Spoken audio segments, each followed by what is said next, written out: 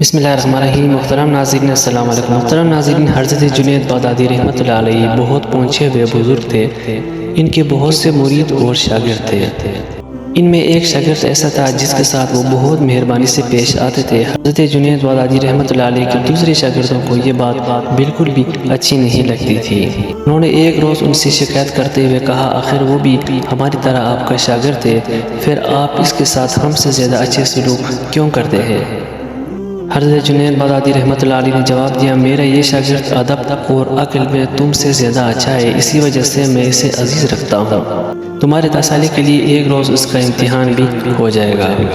اس کے چند روز بعد حضرت جنید بغدادی رحمۃ اللہ علیہ تمام شاگردوں کو جمع کر کے انہیں ایک ایک مرغی اور ایک ایک چھری دی اور کہنے لگا، جاؤ ان مرغیوں کو ایسی جگہ ذبح کرو جہاں کوئی دیکھنے والا نہ ہو۔ سب شاگرد گئے اور آپ نے اپنی مرغیوں کو ایسی جگہ ذبح کر کے لائے جہاں کوئی آدمی نہ تھا، مگر وہ شاگرد اسی طرح زندہ مرغی واپس لائے۔ حضرت جنید بغدادی رحمۃ اللہ علیہ نے ان سے پوچھا، کیوں بھائی تم نے مرغی ذبح کیوں نہیں کیا؟